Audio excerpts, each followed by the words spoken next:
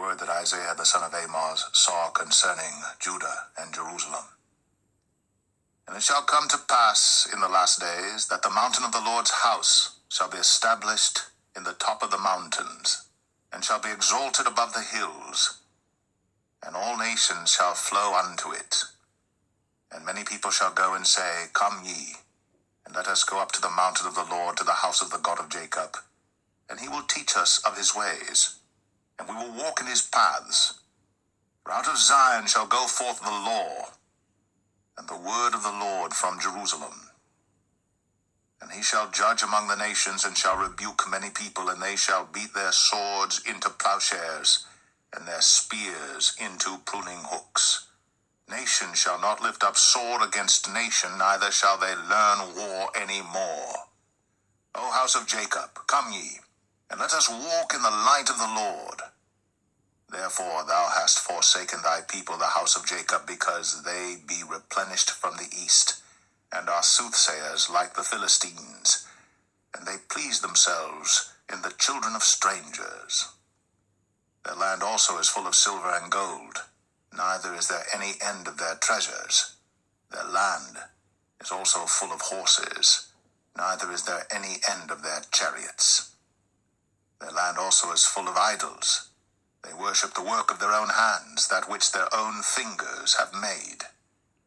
And the mean man boweth down, and the great man humbleth himself. Therefore forgive them not. Enter into the rock, and hide thee in the dust, for fear of the Lord, and for the glory of his majesty. The lofty looks of man shall be humbled, and the haughtiness of men shall be bowed down, and the Lord alone shall be exalted in that day.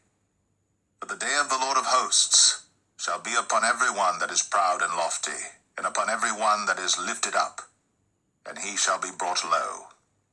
And upon all the cedars of Lebanon that are high and lifted up, and upon all the oaks of Bashan, and upon all the high mountains, and upon all the hills that are lifted up, and upon every high tower, and upon every fenced wall, and upon all the ships of Tarshish, and upon all pleasant pictures.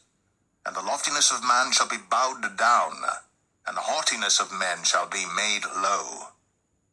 And the Lord alone shall be exalted in that day. And the idols he shall utterly abolish. And they shall go into the holes of the rocks, and into the caves of the earth, for fear of the Lord, and for the glory of his majesty, when he ariseth to shake terribly the earth. In that day a man shall cast his idols of silver, and his idols of gold, which they made each one for himself to worship, to the moles and to the bats, to go into the clefts of the rocks, and into the tops of the ragged rocks, for fear of the Lord, and for the glory of his majesty, when he ariseth to shake terribly the earth. Cease ye from man, whose breath is in his nostrils, for wherein is he to be accounted of?